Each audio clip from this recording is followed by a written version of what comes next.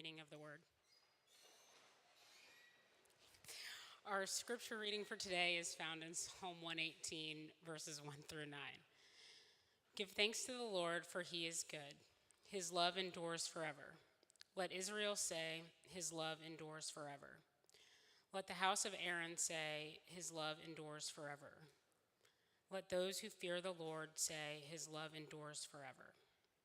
When hard pressed, I cried to the Lord. He brought me into a spacious place. The Lord is with me. I will not be afraid.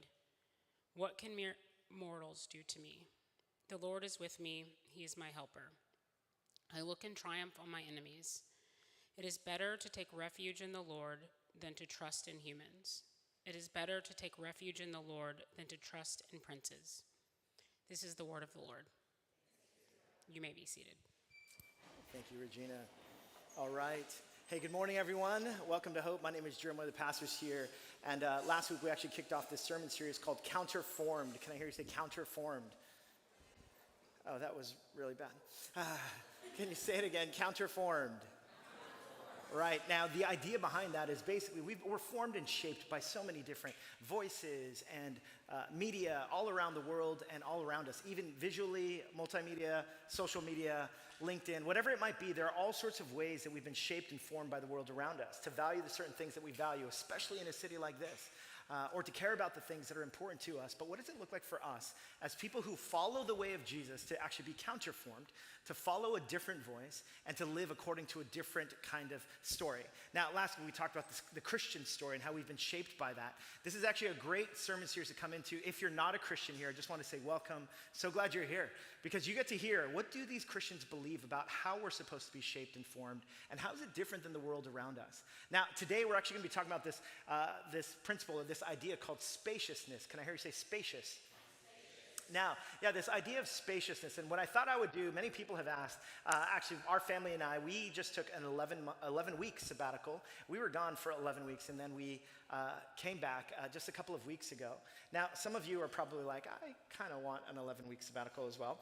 So I recognize it's a great luxury and a gift that was given to us. So I want to thank our leaders as well as the pastoral staff here who allowed that to be possible. Now, one of the reasons why I often talk when I meet with different pastors and leaders about why it's important to go on sabbaticals is honestly because right now, burnout rate for pastors and religious leaders and vocational religious leaders is at an all-time high. People tend to work, and it's a very exhausting kind of position. But not only that is I personally, my name is Drew, and I'm a workaholic. I'm a workaholic, and one of the reasons why I love this city is because I love the hustle of this city.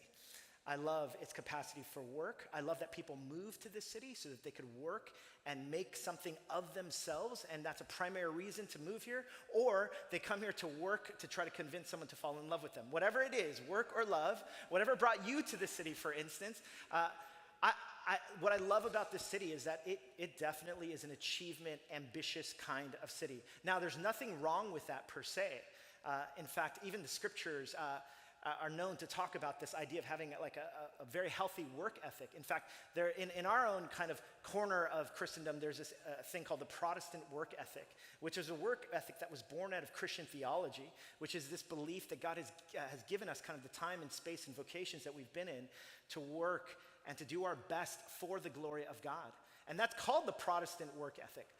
But I just want you to know, that part of that story, I am completely all in on. I like to achieve, and part of it was coming from an immigrant family. My dad, he actually switched careers, went into vocational ministry at the age of 40. He's 78 today, and he's told me, he's like, listen, in 38 years, I've written 40 books. You've only written one. Like that's basically my dad's kind of mantra to me, and I'm like, I'll never live up to that. That's basically. And my mom, she worked the graveyard shift, and she took very little vacation days just to take care of us. Why? Because that immigrant hustle was in us. There was a one-way ticket that was bought to the United States to make something of ourselves. And so that's kind of the background that I grew up in. So you can imagine, within me then, there's been this drive to succeed and achieve. And even as a religious leader, there's a part of me that's so kind of grasping onto that when it comes to church spaces, I'm just kind of like, how can we be the best church? How can I be the best pastor? How can, competitively we make like an impact on this? Like there's all of that is in me. And all of those are good things. However, knowing myself, it's laced and tainted with all sorts of personal pride and ambition at the same time. And so in many ways, going on a sabbatical is this part of a rhythm for not only renewal for myself and our family, but it's also an invitation for me to just rip myself from all of those same trappings of voices around, you are what you do, you are what you achieve, you better be good at this, otherwise you're not good enough. Like all those voices are so in me. And so it's been an invitation for me then to not only rest, but also an invitation for me to tend to areas of my life that honestly, oftentimes I don't tend to because I'm too busy. I'm go, go, go. I'm basically thinking about how we can achieve, be better, do better, be the best church in New York City. Now, is there anything wrong with that? No. But there's something wrong with it when it gets laced by this personal kind of ambition. Now, here's what's interesting. So like as I was thinking about what are the areas that God wants me to tend to during this 11-week break, there were really two things that kept coming up time and time again. One was a pattern of impatience. I just would get super impatient about certain things. And now some of you as New Yorkers, you're like, what's wrong with that? Like that's who we are. And but there was impatience and then there was defensiveness, whether it was with my wife, Tina. There'd be moments when she would bring up something and I'd get defensive, or it was with our executive team or our elder board. There was just moments of defensiveness that I could feel within my body. So I remember actually, the first week of sabbatical, we were here in New York. I'm unplugging from everything, turning off everything from Slack to all these notifications and so on and so forth. And I took my son, who's in middle school, I took him and a few of his friends to the park to play basketball. And so here I was just watching them play basketball. And thinking, this is going to be a really sweet sabbatical for me to tend to some of these things. And then there was this young guy on the basketball court. And my son, they were playing 3-on-3, they're playing on the soup, and there was this guy who you could tell he was pretty skilled at basketball because he was kind of a wizard with the ball. He's like dribbling and weaving in and out. But as he's doing this, I noticed that he was doing it on the court that my son and his friends were playing on. And he's like, so my son, they'd be playing, and in the midst of it, he's dribbling, weaving in and out, going between the legs and around the back and all this stuff. And then he's like shooting layups while my son and his friends are playing. So inside of me, like my temperature was rising. I was just like, who does this guy think he is? And so inside of me, I could feel like my blood boiling. And I was just like, oh my goodness, I'm going to say something. I can't, what is he doing? Why can't he just let these kids play? And so I was just about to get up and talk to him. But then I see him, he actually starts dribbling towards me. He starts dribbling towards me and I'm just sitting on the bench watching, about to talk to him. He comes towards me and he goes, Pastor Drew, right? And I was like, oh yeah, what's your name? And he tells me his name and I'm like, oh man, that's so great. Like, what do you do here? And he goes, oh man, yeah, I live right by here and I went to your church. I loved hearing you preach. And I was like, oh, that's so amazing, man. Maybe you can play with my kid. I don't know, like, if this is my son playing, you could. Then I was like, wow, dodged that one. But I remember just in that moment, I was like, oh my gosh. Here I was, impatience and defensiveness. The very first week, and realizing, gosh, there are some areas of my own heart and soul that need to be tended to by Jesus. One of the passages that I would reflect on regularly was this passage in Psalm 118. And look at what it says. It says, when hard pressed, I cried to the Lord. He brought me into a spacious place. Now, here's what the literal translation of Psalm 118 says. I'm going to translate it for you. This is what it says. It says, from the narrow place, the Hebrew word is metzar. It's just like this narrow, constricted space. Have you ever felt suffocated or claustrophobic in a moment? Like during Labor Day, there was a rainstorm that came out of nowhere on that Saturday. And I remember like everyone was flocking down to the subways because we were just gonna walk home, but we're all trying to get down to the subways. And as we're there, it's humid. Everyone's wet and damp because of this rainstorm that came out of nowhere. And I look, and of course, it's the weekend, so the trains are not working well. So I go down there, and it is absolutely jam-packed. Anyone ever been in that place before? And that's what this word metzar is like, this word of being like constricted, tight, crowded around. But notice the image. He says, I called Yahweh. Yahweh, he answered me in the spacious or broad merkav place. It's this idea that God takes us from this constricted, tight space into this open and broad and spacious place. It's almost like this image of liberation, like you've been tightly kind of enclosed in a jail cell or something that's kept you constricted, and then all of a sudden, and you can imagine like when we finally got on the train and we finally came out of the subway, like this experience of just like fresh New York air. That feeling of, okay, I'm finally back in a broad and spacious place. And in many ways, this idea of liberation, of freedom, of God bringing us into freedom is a theme that you find throughout the scriptures. In fact, even the commandment to keep a Sabbath, for instance. Sabbath is this word to seize or to stop and to rest. Now, Sabbath keeping is actually a 24-hour period to stop, to rest, to delight, and to contemplate. Now, what's interesting about Sabbath keeping is you see vestiges of Sabbath keeping and this principle of Sabbath and rest that all the way from Genesis chapter 1, the very beginning in the book of beginnings. But actually, it was given as a practice to the people of Israel at a very unique time. And that time was basically the people of Israel had been slaves for 400 plus years. So could you imagine? People in Israel have been slaves for 400 plus years. And as slaves, they were basically told, it was drilled into their minds and into their psyche, you are what you do. You are what you produce. How much wood, how much hay have you collected today? Could you imagine like that same impulse to get things done, to work and to achieve? And now, all of us as New Yorkers, we probably know that impulse. You are what you do. You are what LinkedIn says. You are how many followers you have, how much money you make, if you've been up and to the right. And in many ways, that was the impulse for these people who had been enslaved. So could you imagine for 400 years? Now here's what happens though. God brings them from a tight, constricted space, a space of being in slavery, to all of a sudden being a free people. And as a free people, God actually begins to counterform this new community and gives what's called the 10 Commandments. Now, even if you're not familiar with the 10 Commandments, you probably could recite some, like, thou shalt not murder, thou shalt not commit adultery, thou shalt not bear false witness. Like, there's things that perhaps, even if you're not a Christian, you'd be like, intuitively, yeah, that makes sense to be a commandment from God. Now, right up there with thou shalt not murder is the commandment, remember the Sabbath. Is I command you to take a 24-hour period to stop and to rest and to delight and to contemplate. Now, could you imagine? Of all the commandments, one of them is a commandment to rest. Now, why is that? You see, in the book of Deuteronomy, it actually reveals the heart of God, because God basically reveals. He says, the reason why this is a commandment is because for 400 years, you have been slaves. You've been slaves to all these voices that have told you that you are what you do. You are what you produce.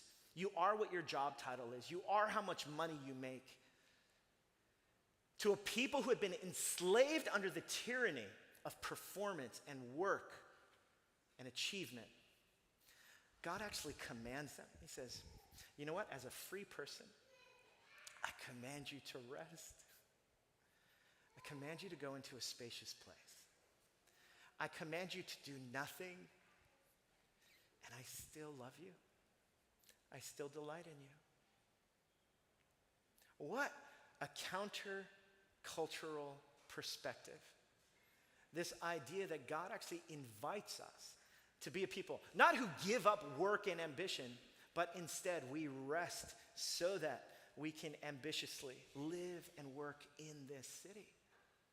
Now, it's taken me so much time and energy just to wrap my own mind and heart around this idea that hopefully I'm a free person. I'm a free person then who can stop and not be defined by performance and all the ways in which New York wants to shape us. And the invitation for me is to accept the grace of God, to be loved by God so that I could experience the fullness that's found in the spaciousness that God gives to me. Now, in this psalm, it's the story of, again, God, I was constricted, but what you do is you bring me, you invite me into a broad and spacious place. The reality is most of us don't live with spaciousness in our lives. We're on the same rat race when it comes to the city and all the ways the city tells us what's important and what we should care about. Now, here's what's interesting, is this idea of being brought into a spacious place, into a broad place, as a kind of an invitation to liberation. There are various times, there are these motifs throughout Scripture, especially throughout the Old Testament Scripture and into the time of Jesus, where there was a place where God would often shape people the most. And that place was often called the desert or the wilderness. Now, here's what's interesting, is the desert and the wilderness was not simply a time where, it's a time for fun and joy and all that. In fact, the desert and the wilderness would be very difficult. It'd be a time of hunger, not knowing where my meal was coming from next. It was a time where I would be wrestling with God, where it felt very incomplete or incoherent. Many of us probably know that experience where you feel like you're in this between time where you're not sure. Things are unresolved in life. And here's what's so amazing, though, is that throughout the story of the Scriptures, from the Old Testament onward, there are these seasons or these moments of desert. For instance, Israel, 40 years after they're freed from Egypt, they actually enter this period of 40 years of wandering in the desert. And it's in that period in the desert that different scriptural writers would talk about the ways that God would be shaping the people of Israel in this liminal, difficult space. But not only that, the prophets would often talk about the wilderness, or they would go to the wilderness. For instance, Elijah or Isaiah. John the Baptist came with such a prophetic message, and he was someone, though, that would basically spend time in the wilderness. Now, throughout, again, the Scriptures, this idea of wilderness is that God comes to us and he speaks to us in this very specific way in the wilderness. In these times of spaciousness, but even in times where it may be discombobulating or confusing, there's a spacious place that God wants to bring us, where somehow, even in that hard place, God is going to speak to us. And then, of course, Jesus himself goes to the desert and into the wilderness. Now, this motif of the wilderness is this idea that God speaks to us in these spacious seasons of our lives, whether we choose to or we don't. Now, here's what's interesting about the history of the church, is Jesus comes on the scene, he dies and he resurrects from the grave. After he resurrects from the grave, he starts this movement out into the world as a persecuted minority where all these Christians would actually begin to say, I follow Jesus, follow this Jesus too. And Rome and its mighty kind of emperor and army would constantly say, no, don't follow Jesus, follow Caesar. And these Christians, who were these nobodies? I mean, the Christians, it was like these marginalized people that was just this small little movement. They'd be like, no, Jesus is Lord. And you know what Rome would do? Rome would scoff at them. Like, who do you think you are? Let's throw you into the gladiator pits. Let's persecute you and see if you still believe in Jesus. The people, the Christians in the early church, they were persecuted. Many of them losing their lives, or in fear of losing their lives, or their loved ones losing their lives. So could you imagine, century after century, in the first 3 centuries of the church, Christians are a persecuted minority. And as they're a persecuted minority, here's what would end up happening. Leaders would grow up in the church. And these leaders who are in the church, who are saying, Jesus is Lord, all of a sudden persecution would come to some of these leaders. And what would these leaders, how would they respond once this persecution would come? There were a group of them that would be like, they would be told, say Caesar is Lord or die. And it was basically like, okay, Caesar is Lord. They would basically succumb to the persecution. Heck, if I were in that situation, I hope that I could stand strong. But I just want you to know, I can totally see how, basically, if someone were going to tell me, hey, switch from being a Mets fan to a Yankees fan, that was from worse to better, but it didn't work. I would probably be like, oh yeah, I'm a Yankee fan now. Now, this is basically what was happening in the early church. There were these pastors and religious leaders who were challenged, like, follow Caesar or die. And what would they do? They would lapse and they would say, okay, I'm going to follow Caesar now. Now, here's what ends up happening in the history of the church, though. At the beginning of the 4th century, Constantine has this vision before a battle in 312 on Milvian Bridge. And Constantine has this image of a cross on a shield. And basically, what history tells us is that Constantine believes that he wins this victory. Constantine is the emperor. He believes he wins this victory in war because Jesus has helped him. So as a result, Constantine, after he wins this war, Christians were persecuted for centuries. Even amidst the persecution, the Christian movement continued to grow. But now all of a sudden, Christianity is basically it's the new hip thing. It's like actually later on in 380, it's declared Christianity will actually be the religion of the Roman Empire. Could you imagine then what happens? Basically, Christians who were this marginalized, persecuted bunch, all of a sudden they're the cool kids now. It's like we were the people who were persecuted and messed with, and then all of a sudden it's like, oh my gosh, Christians have power? Now guess what happens? The group that had lapsed, remember the ones who had been like, okay, I'm not a Mets fan anymore, I'm a Yankee fan? Like those same people are basically like, actually, no, I'm a Mets fan. I'm a Mets fan. Listen, if that's who the empire is with, that's who I'm with. Now, the church was wrestling with this though, right? Because they're just like, wait a minute, you can't do that. You can't abandon the church when it's being persecuted. And then all of a sudden, when you've got power and wealth and all sorts of kind of prestige as someone who's now a leader in the church, of the Roman church, of the Roman Empire, you can't just all of a sudden switch sides again. And this controversy would arise between what was called lapsed Christians. Now, what ends up happening though, because you could imagine, so the early church then, it's now being fraught with, now that they're in a position of power, there's all sorts of temptations. Temptations of power, temptations of money, especially for religious leaders. People are asking the question like, wait a minute, like you denied Jesus before when it was convenient to you. Now all of a sudden, when it offers you money, clout, and power, now you're saying you're a Christian. And so the church was in peril. Now during that time though, here's what ends up happening. As the church is trying to sort through this new reality, oh my goodness, we're the cool kids now. We're the ones with power. There was a group of people that were like, man, the church is making me sick. The church is they're wrapped up in the same kinds of principles and values that the world is, with money and power and excess and prestige. And so what this group of people did is they fled to the desert. They willingly fled to the desert in the 3rd and 4th centuries. And that movement of fleeing to the desert is what gave birth to what's called the Desert Fathers and Mothers. And since that time, out of that, there was this big wrestling with who really is a Christian. And these desert father and mothers, and what later would become these monastic communities, these monasteries where people would flee from the world to join these monasteries. People realized like the people who really have a life with God in Jesus, that's who we aspire to be. And that's where these monastic movements grew from. Now, one of the monastic communities, the history of the monastic movement that our family had the privilege of visiting with my in-laws is found in central Greece in this city called Kalabaka, which we hopped on a train from Athens and we went to this area called Meteora. Anyone ever been to Meteora? Meteora literally means suspended in the sky. That's what it means. To actually be suspended in the sky. Now, why is Meteora, as part of this small little town called Kalabaka, called suspended in the sky? Check out this picture. I remember it was breathtaking, actually, entering into the city and seeing a picture like this.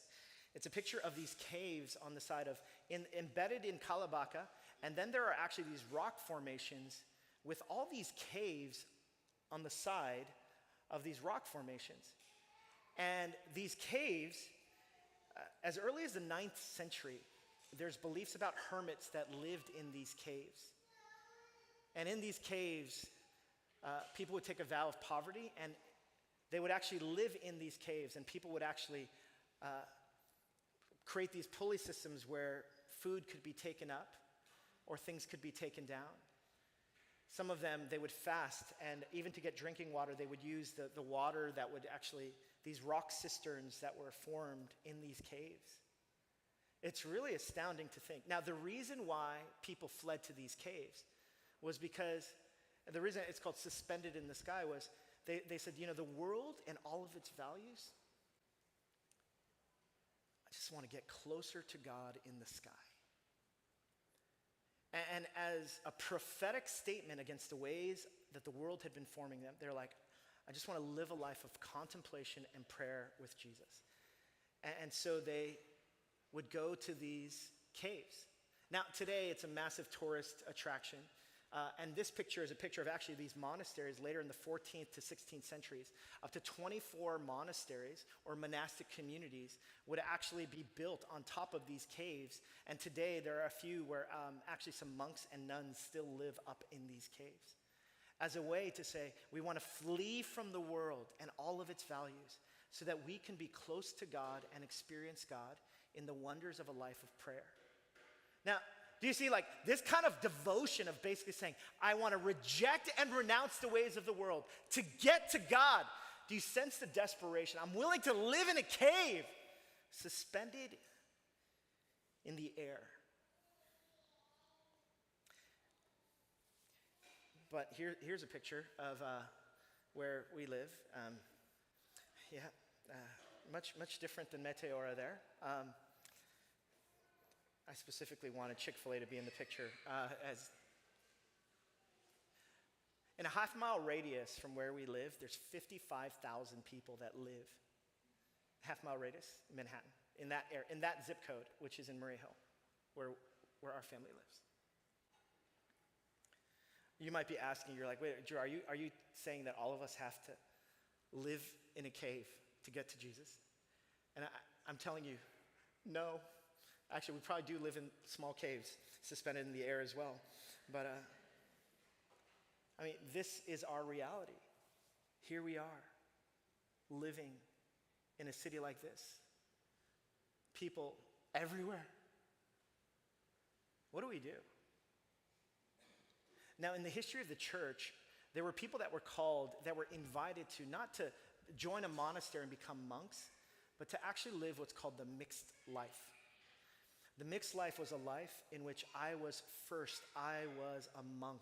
And this is what it means. I was a monk in this setting, in that Jesus was my first ambition, that prayer was to be the thing that animates my entire life. But I was also missional. I was living in the world, in whatever vocation that God has called me to, whether it's finance or nonprofit or education or law or the arts or whatever else. And the invitation for us as a church community is, do you see the intense desire to get with Jesus that would lead people to caves? And yet here we are, somehow God has called us here to live the mixed life. And for me, to live the mixed life, to be someone who's tethered to God in prayer first, more than anything else. And so here's a picture of my ambition to live the mixed life. That's my little room. And that white, fluffy chair, that's my silent chair, where I sit for prayer and silence. And for me to somehow drown out the noise that exists in this city and in the world around me and on social media, saying you are what you do, you are what you produce. Why haven't you done this by now? What's your problem? You're such a loser compared to this person. All those voices. And to somehow get to Jesus. To be liberated from the narrow, constricting spaces. And to find the spacious place. I'm not going to lie, I fall asleep a lot in that chair. It's very comfortable. That's why I chose it.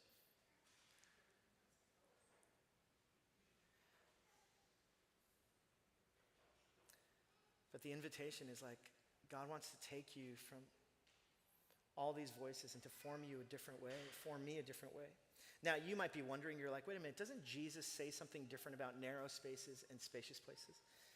Look at what Jesus says in Matthew 7. He says, enter through the narrow gate, for wide is the gate and broad is the road that leads to destruction, and many enter through it. But small is the gate and narrow the road that leads to life, and only a few find it. Now, Jesus is saying this. He's talking about what it means to follow him. The reality is there are so many different ways that the world shapes us and forms us. And Jesus is basically saying, you see, what does it look like for us to actually live the narrow way? Now, how does that relate to this passage, though, in Psalm 118 that basically says, when hard pressed, I cried to the Lord, and he brought me into a spacious place. What does that mean? Well, you and I know this. In a city like this, especially in New York, spaciousness is part of the narrow path. No one else is living like it. No one else is saying, hey, live the mixed life. No, your bosses, this city, social media, everyone's telling you, hey, achieve more, be better, be more influential, make more money. Now, there's nothing wrong in and of themselves of this kind of ambition. See, but what Jesus is saying is like, no. I want you to follow the narrow way. A narrow way where Jesus is your first ambition. Where Jesus invites you to a freedom of not being defined by the voices of all the voices in the world that tempt us and prod us towards money, sex, power, all these different ways. It's an invitation to live the narrow way. Now, some of you might be wondering, wait a minute, is that the end in itself to get to a spacious place? To live in a place like New Jersey where it's just more spacious and there's more room? Is that the goal? No. See, this idea of spaciousness, it was always a means towards an end, not an end in and of itself. Look at what it says, Psalm 46, verse 10. Look at what it says. It says, be still. Why? So that you can know that I am God. Look at what it would later say in Psalm 118, that very passage that talks about how we've been freed from a constricted space into a spacious place. It says, it is better to take refuge in the Lord than to trust in princes. It is better to take refuge in the Lord than to trust in humans. Friends, the goal of spaciousness is Jesus. For us to be invited and liberated into this spacious place, and for us to actually prioritize a spacious life of prayer with Jesus. Now, you and I have probably heard this phrase, I don't have time for this. I just don't have the time. The reality is we make time for anything that's important to us. For instance, I was leading a Bible study on Tuesday nights, I remember, at Hope, which is part of my job here, right, to lead a Bible study. And a friend of mine from out of town said, hey, I've got 4 tickets to watch the New York Knicks play the Los Angeles Lakers and LeBron James in the 4th row. Are you free? I responded within 0.5 seconds, absolutely, I'm free, Tuesday night. And I ended up telling our Bible study, hey guys, listen, something came up, an emergency. I'm really sorry. Something came up. I mean, isn't it true? We make space for the things that are important to us. But see, friends, the goal of spaciousness is not just spaciousness. The goal of Sabbath is not just, it's Jesus. I told you that the areas of my life, especially around patience and defensiveness, was something I wanted to pay particular attention to. And I shared this story at the worship night this past Friday. Listen, I am such a workaholic that, believe me, in the last 2 weeks, I was like revving up. I'm like, I can't wait to be back. And I kept thinking, I'm trying to do this, not overwhelm our staff and team though, you know? So like here I am because I'm like revving up. I've been off for a while. And as I'm ready to come back, I filled my schedule all week that first week. So I had meetings just all day with people. My final meeting on a Friday, right before I was going to enter into Sabbath, a time of stopping, resting, delighting, and contemplating, Friday night to Saturday night. I had one final conversation with Pete Scazzaro. Pete, who's the author of Emotional Healthy Discipleship, I'm replacing him as the president of Emotional Healthy Discipleship. And so I'm having this conversation with him Friday night. And honestly, I was so annoyed with him. Like, he wanted to bring up all these things. It was the end of the week. I was already kind of at max capacity that week, and he wanted to bring up all these things right before Sabbath and stuff. So I was just super annoyed. So as he brings some of this stuff up, I basically said to him, I'm like, Pete, I think you're the one that's being too dramatic about this. And listen, I just want you to know, like, I'm not worried about this at all. I don't know why you're so worried. And so, like, I reacted very strongly to my mentor. And I got off the phone, and the immediate thought that came to mind was like, I need another sabbatical. Like, look at me. But one of the things that actually had been different this time around was, whenever I would get into these moments when I was annoyed or frustrated or defensive, usually, kind of like that first story that I told, I would start to berate myself a little bit, like, oh my gosh, Drew, you're such an idiot. Who do you think you are? You're a pastor, and look at you, you're so impatient. You're going to preach on spaciousness, and look at you. And for most of my life has been this story of telling myself I'm not good enough. I need to prove to all these people. But somehow, after that conversation with Pete, I sat in my chair,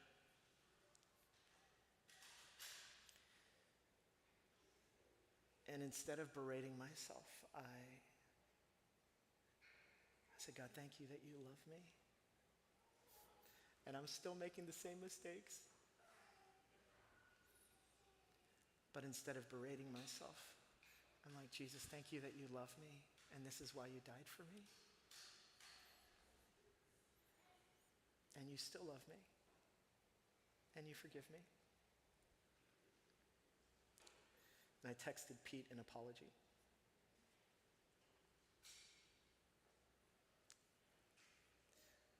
What does it mean for us? The goal is Jesus, friends.